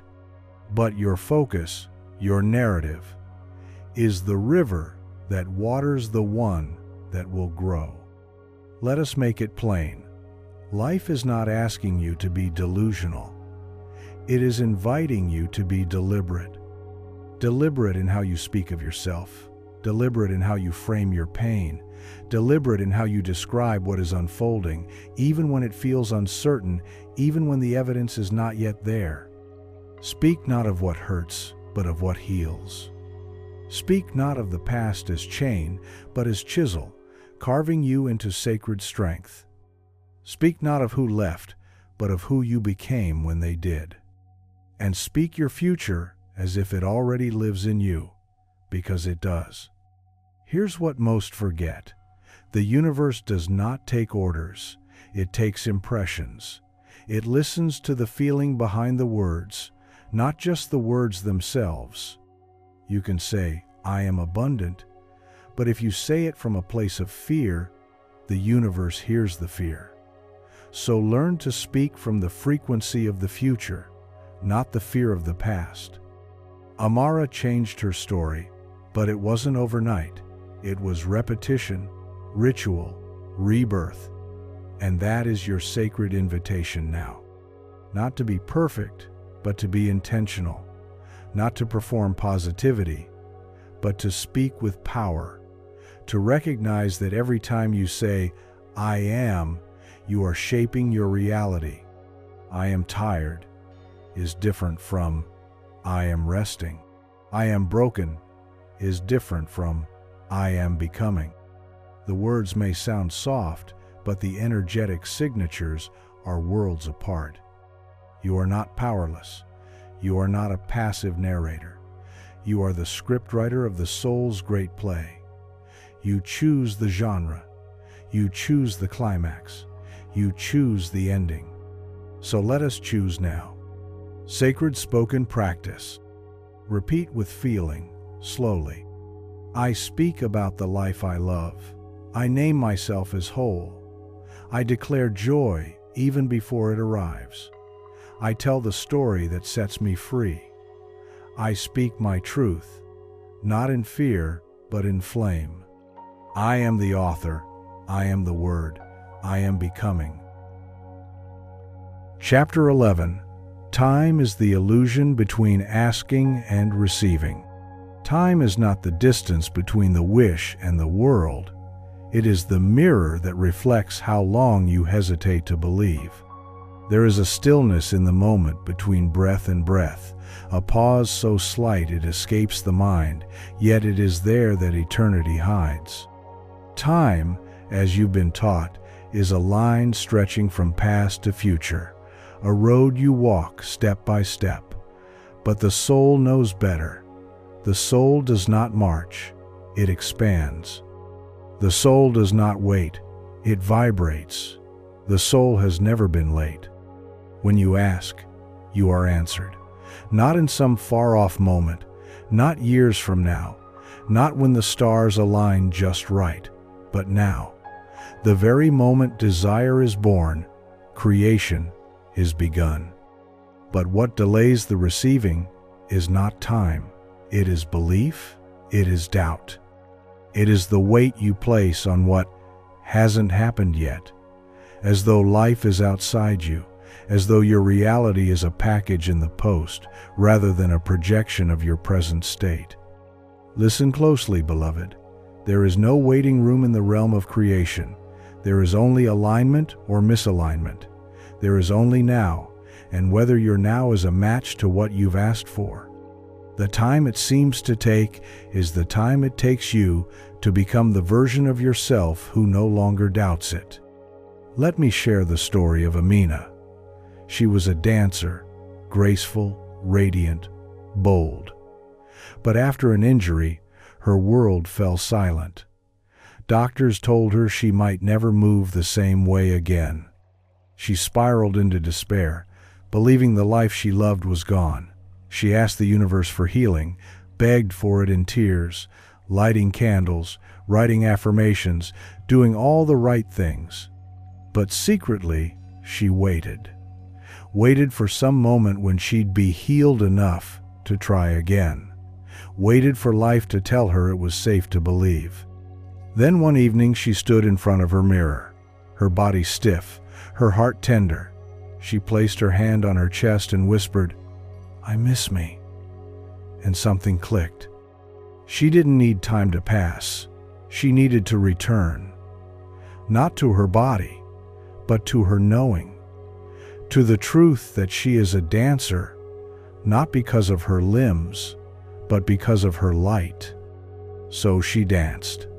Not in leaps and turns, but in sways and tears and tiny sacred movements across her bedroom floor. Each night, she became the version of herself who didn't wait, who was healed in spirit. And day by day, her body followed her belief. Years later, Amina became a choreographer. Her story wasn't about recovery, it was about time surrendering to faith. You see, your reality bends to your frequency, not your clock, not your calendar, and certainly not your fears. If you live in the energy of not yet, then not yet becomes your home. But when you decide that what you desire is already within you, that it is your natural state, then time collapses. It rushes to serve the one who remembers. Time is elastic, and imagination is the hand that stretches it. Every time you visualize your dream as done, you pull the thread tighter. Every time you feel the joy of what you seek as if it's already yours, you shorten the illusion of waiting. You become the event. You become the evidence. So when you say, "I've asked, but it's not here," ask instead, what version of me would it already be here for? Step into that identity. Speak like them, feel like them, live like them. Because that version isn't in the future. It's a frequency you can dial into right now. Here's the truth the mystics knew. There is no such thing as divine delay. There is only divine alignment. What you want does not arrive someday. It becomes visible the moment you become resonant. The moment you feel, breathe, and behave as if it is already so. Do not mistake contrast for denial. Sometimes what looks like a delay is the universe clearing the space, pruning the branches, strengthening your soil, not because you are unworthy, but because your dream is so big, it requires a deeper root. Let us look to the stars. Light from the nearest galaxy takes millions of years to reach us. And yet, it's already shining, already burning, already there. It only appears distant because of the space we've imagined between now and then, between here and there. That's time, not a law, but a lens. And your faith? It is the hand that turns the focus. So if you feel like your prayer has gone unanswered, ask yourself, have I truly received it? Not just hoped for it, not just wished, but embodied it. spoken as if it is here, walked as if the path is clear, loved as if the promise has already been kept. That is the bridge, not time, not patience, but presence, the now that holds it all, the moment where the invisible becomes inevitable. Now come with me. Close your eyes, still your breath, feel into the field of possibility. Imagine your deepest desire, now see it done. Not in some future scene, but right here, right now. You are not separate from it. You are it. Let us seal this chapter with a sacred echo. Spoken practice. Repeat slowly, with breath between lines. I release the illusion of waiting. I am not becoming. I am remembering. What I have asked for is already mine. I collapse time by standing in truth. I am the moment. I am the bridge. I am the arrival. Chapter 12. You cannot want what isn't meant. Desire is not a mistake. It is a message from your soul, a golden thread that ties you to the timeline already blooming in the invisible. There is a truth too sacred for the noise of this world to speak plainly. You cannot want what isn't meant. Not the aching dream, not the impossible longing, not even the quiet yearning you dare not speak aloud. If it blooms within you, it belongs to you. It arrives wrapped in spiritual instruction, not as punishment for lacking, but as permission to expand. What you long for, longs for you. What you feel drawn to, pulls from the other side. You are not chasing, you are remembering. The desire you carry is a signal, a sacred echo of a future already alive in the field of potential. Your only task is to become the one who can hold it. Let go of the belief that if it hurts to want it, it must be wrong. That is the conditioning of a wounded world. Wanting is not weakness. Wanting is divine dialogue. It is your higher self whispering, "This way, beloved." Imagine a compass buried in your heart, one that only points to true north when lit by longing. It doesn't care about logic. It will not argue with practicality. It simply pulses when you think of what calls you most. That is not coincidence, that is calling. A woman once came to a mountain temple far beyond the city noise, carrying with her a grief she could no longer name. Her life looked perfect, the job, the family, the accolades. Yet she wept often in silence, not from sadness, but from a longing she couldn't place. She asked the monk there, "Why do I feel so hollow when I have everything I ever asked for?" The monk smiled softly, took her hand, and led her to the edge of a still lake. "See this water," he said. "It reflects what is, but also what could be. You are looking only at your reflection in the life you've built, but deep beneath, there is a world you've not yet touched." "How do I reach it?" she asked. "Not by reaching," he said, "by remembering, by letting yourself want again. Desire is not the enemy, it is the compass. And when paired with faith, it becomes the map. We are taught to fear our wants, to shame them, to silence them with logic. But the universe is not built from reason, it is built from resonance. And the things you feel magnetized toward are responding to something eternal inside you. Your true desire is ancient. It was placed in your spirit long before you were born. You don't have to justify it. You don't have to explain why it matters. You simply have to listen. We must unlearn the guilt of wanting. Not every desire is fleeting.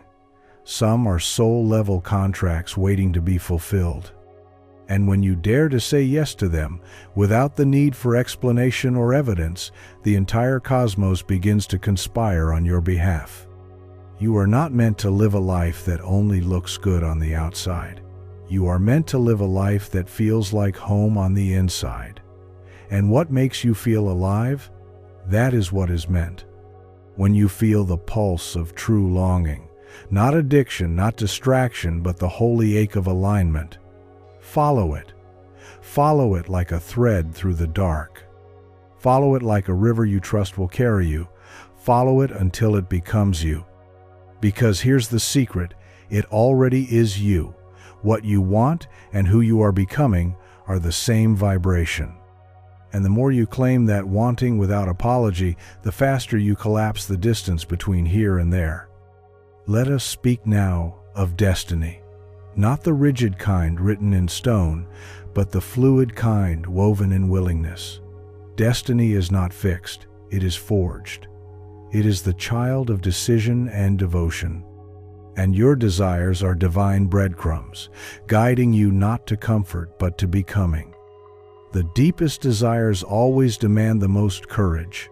They will ask you to leave behind the version of yourself who was too afraid to leap. They will demand your trust in the unseen. But what they give in return is not just the thing you thought you wanted. It is the becoming of the self who can hold it. A young man once dreamed of becoming a storyteller, though his family were all builders. There is no future in dreams, they said. Stories don't feed the belly. So he stayed silent, worked hard, built houses with stone while his spirit starved. But every night, alone in the quiet, he wrote. On napkins, on scraps, on wood, tales of love, magic, courage. One day, a traveler came by who had lost her way. He told her a story by the fire, just to comfort her. She cried, she stayed. Then she told another, and soon, people began to gather, not for the stonework, but for the fire of his words. Years later, he would write books, teach children, and be known as the village griot. But he would always say, the stories were never mine. They were waiting in me, asking to be spoken. I just said yes. What waits inside you, beloved? What is aching to be said, built, sung, or lived through you? You do not have to fear your want. It is not a distraction. It is the doorway. And when doubt comes, as it will, whisper this: if I was not meant for this, I would not feel it so deeply. If it were not already mine, it would not echo through my bones with such clarity. The universe does not dangle carrots. It does not tease. It teaches, and longing is its language of invitation. Wanting is the signature of becoming. So let us close in stillness now. Sacred spoken practice. Whisper aloud or silently within. I release the shame of wanting. I honor the truth of my desire. What I long for is already alive in me. I follow the thread of my longing, not with fear, but with faith. I trust the ache. I trust the pull. I trust the path that my soul already knows. I am not asking for permission. I am remembering who I am, and I am ready. Chapter 13. Receive before it arrives. What if the gift is already yours, wrapped in unseen light, waiting not for time, but for your readiness to feel it now? In the world of matter, we wait, we chase, we strive. But in the world of spirit, there is no waiting, only welcoming. There is no later, only now. There is no earning, only alignment. And so, the sacred invitation is this: receive it before it arrives. To the logical mind, this sounds impossible, absurd. How can one receive what hasn't yet come? But to the soul, to the one who walks in light and speaks in frequencies, this is law. It is not delusion, it is design. All manifestation is rooted in this holy paradox. You must feel the arrival before the world can reflect it. You must embody the result before it becomes visible. You must live the vibration before the form can find you. Let me take you into the story of Layla, a woman who once believed she had lost everything. her home, her partner, her sense of direction. She stood at the edge of a winter too cold for dreams. One night, under a sky too dark for stars, she heard something within her whisper. What if you've already been given what you seek? What if you are just standing in the wrong room to open it? And so she tried something radical. Each morning she rose before the sun and closed her eyes. She imagined her feet on warm wood floors. She made tea in her dream kitchen. She ran her fingers along books she hadn't yet unpacked. She laughed with the lover she hadn't yet met. She wrapped herself in the frequency of what had not yet arrived, and lived there. People called her naive, said she needed to face facts. But she no longer lived in their version of truth. She had stepped into the now of her becoming. 3 months later, while walking a friend's dog in a neighborhood she'd never visited, she passed a small house with a "for sale" sign.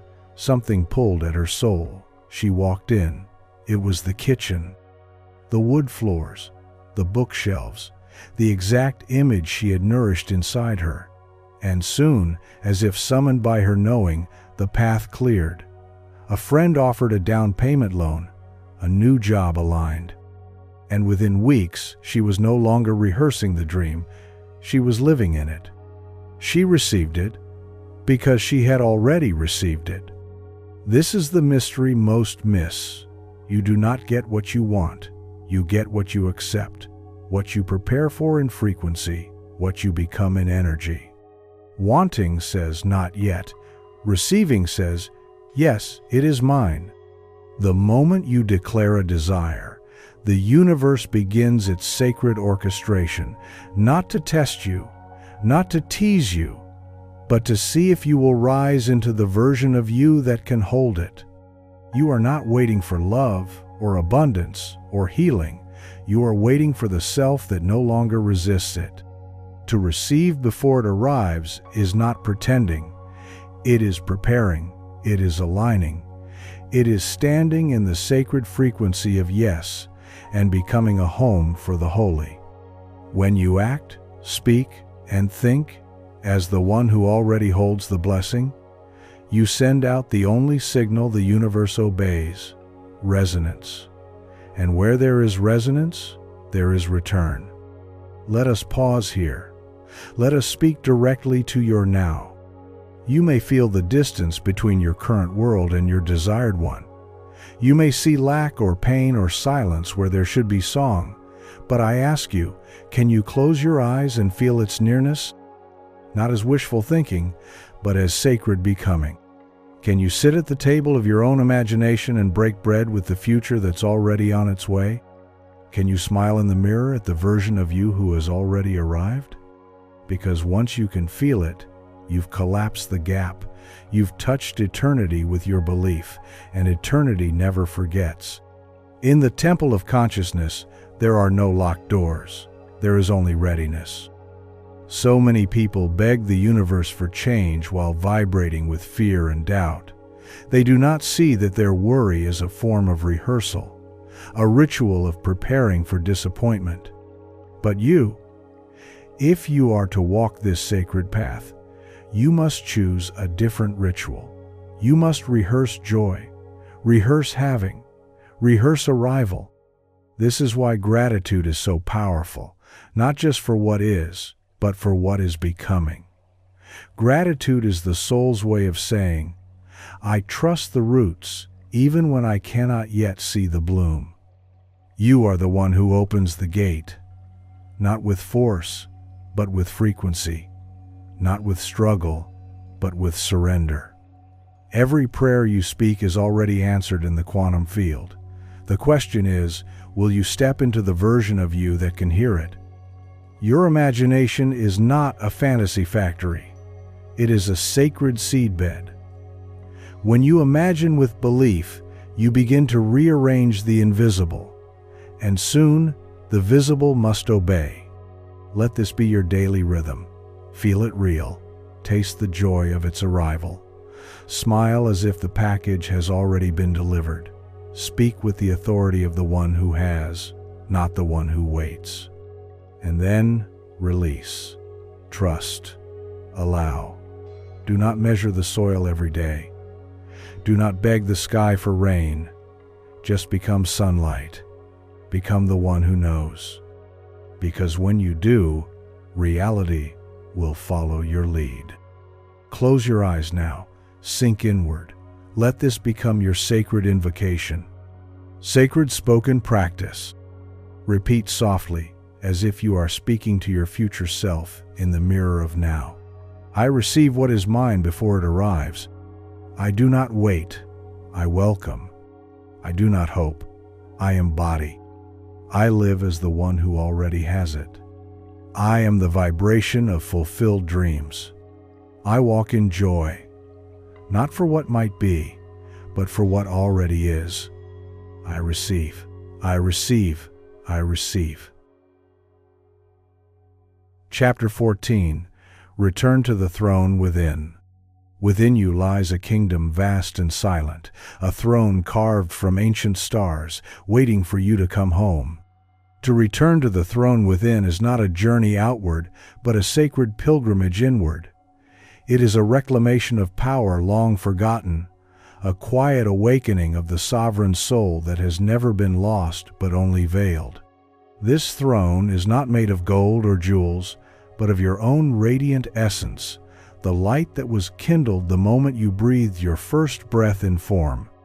In the hustle of the world, you are taught to seek authority outside yourself, in titles, in possessions, in the approval of others. Yet the deepest truth is this: the kingdom you long for is already here within you. The throne is not a prize to win, it is your birthright to claim. Imagine a young queen named Asha, who lived in a land torn by chaos. She wandered far from her castle, chasing dreams painted by others, hoping to find her place in the crowd. Each day, she felt more lost, more fragmented, until one night, beneath a silver moon, an old sage appeared in her dream.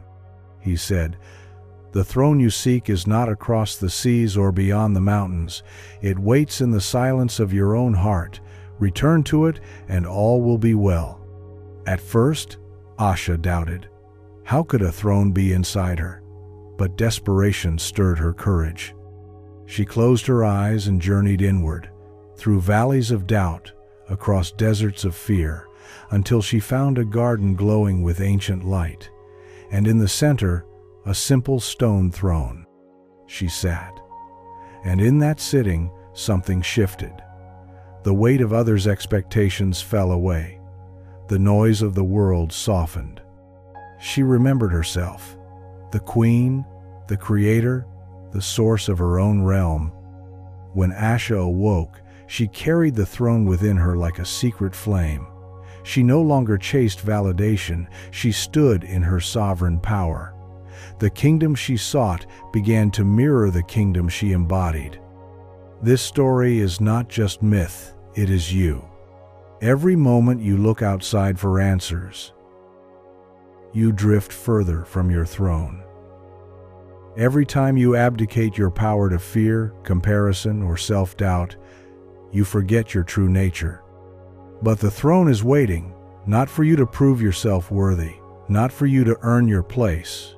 It is your essence, your spirit's heart. To return is to remember you are already crowned.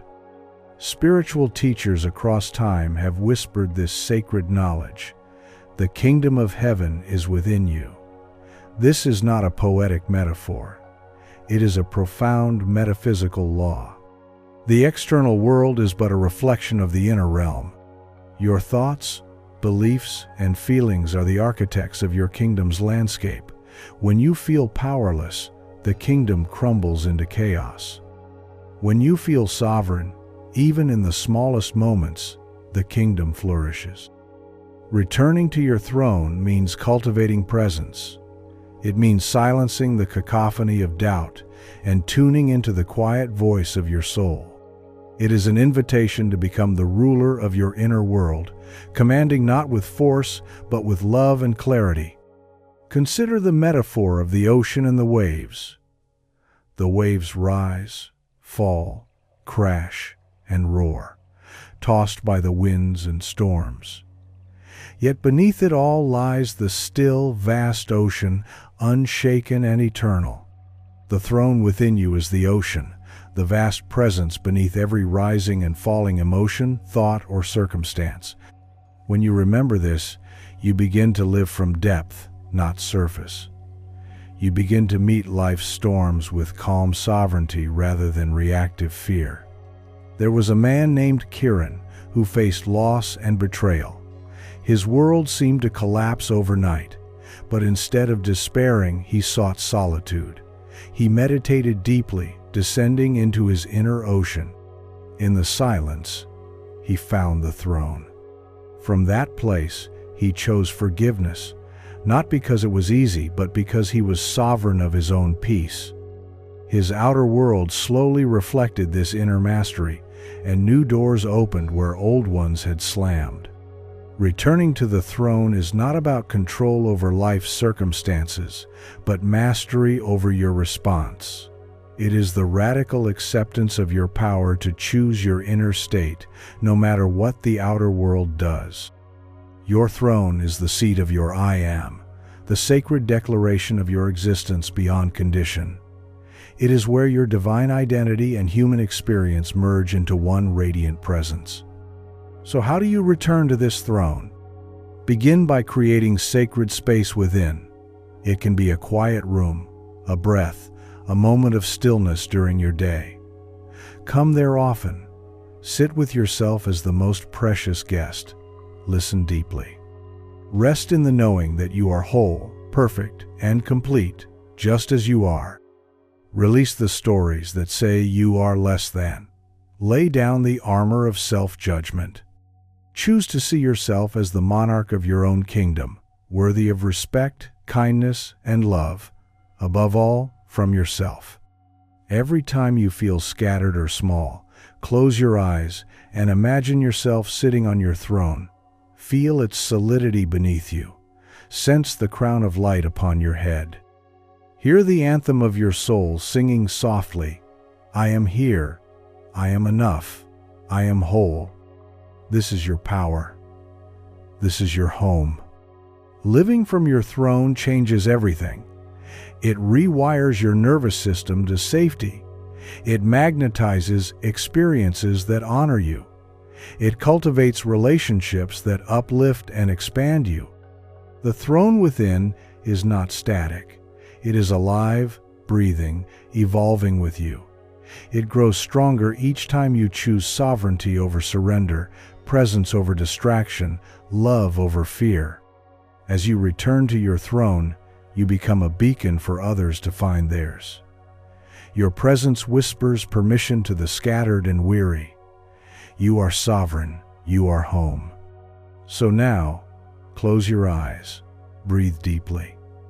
Imagine stepping through the veil of distraction and doubt and walking toward your throne. Feel the power, the peace, the grace of sitting fully in your own essence. You are the ruler of your inner kingdom. The throne awaits you, not in some distant future, but here, now, in this sacred moment. Sacred spoken practice. Whisper softly with reverence and grace. I return to my throne within. I lay down all burdens that are not mine to carry. I claim my sovereignty, my peace, my power. I am whole. I am enough. I am home. In stillness, I rise. I sit in my truth and know I am the light of my own kingdom. Chapter 15. The answer was always you. In the quiet heart of your being, a truth hums softly, a truth that has never left, never faltered. The answer was always you. We spend lifetimes searching outside ourselves for validation, for meaning, for love, for salvation. We look to the stars, to the sages, to the scriptures, hoping for a secret key, a golden ticket to unlock the mystery of life. Yet the profoundest secret is not out there.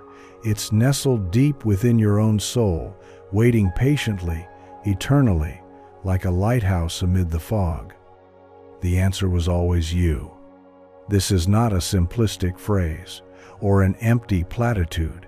It is the echo of cosmic wisdom vibrating through every atom of your being. You are not separate from the solution. You are the solution incarnate. Let me tell you about Anaya, a woman who searched everywhere for peace. She studied ancient texts, traveled to sacred sites, consulted gurus and healers. Each path led her to a new horizon, but never to the stillness she craved. One day, exhausted and broken, she sat beneath a fig tree and closed her eyes. For the first time, she stopped seeking. In that silence, she heard a whisper, soft but clear. The answer is within you. Anaya realized she had been trying to fill a well from the outside, but the well was endless inside. She began to turn her gaze inward, to listen to her own heart's wisdom. Slowly, layers of doubt, fear, and noise peeled away. The light of her true self emerged, bright and unwavering. She understood then. The power to heal, to create, to transform was never lost. It had been inside her all along, waiting for her to come home. You see, the universe is not a puzzle to be solved by external means. It is a mirror reflecting back the truth you hold inside. Your thoughts, your beliefs, your feelings. They create the lens through which you perceive reality. Change the lens, and the entire world shifts. The answer was always you, because you are the creator of your experience. You are the artist of your own reality, and the brush is your consciousness. When you stop blaming the world, stop waiting for rescue, stop seeking outside yourself, you step into your power. You become the sun that lights your own day. This awakening is not always gentle. Sometimes it comes through fire, loss, heartbreak, failure, or crisis. These are the alchemical fires that melt illusion and reveal your pure essence. When the outer world crumbles, the inner kingdom is uncovered. There was a man named Ravi who lost his job, his home, and his confidence all within 1 year. He felt like a failure, a shadow of himself. But when he hit rock bottom, something inside him stirred, a quiet knowing that he was not defined by what he had lost. He began to meditate, to listen, to trust. In the silence, he found the answer he'd been chasing in the noise.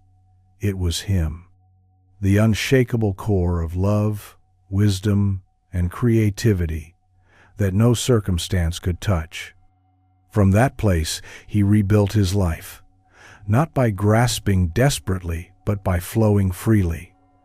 Opportunities appeared, relationships healed, joy returned, because the source of his strength was always inside. You too carry this infinite wellspring within. You are never without. You are never lacking. The journey outward was always meant to lead you inward, to discover the power you already hold. So often we are taught to look for answers in achievement, status, or external approval. But true answers are found in presence, in self-love, in surrender to the divine flow within us. When you align with this inner wisdom, the universe aligns with you. Doors open, miracles unfold, and the impossible becomes inevitable. Let us now embrace this truth together. Close your eyes. Breathe deeply. Feel the vastness within you, the endless well of light, love, and knowing that has been there since the beginning of time. The answer was always you. Allow this truth to seep into every cell, to calm every fear, to ignite every dream. You are whole. You are enough. You are the answer. Sacred spoken practice. Whisper slowly with conviction and tenderness. I am the answer. I hold the light within. I am the source of my peace, my joy, my love. I release all doubt and fear. I trust the wisdom of my soul. I am whole. I am free. I am enough. The answer was always me.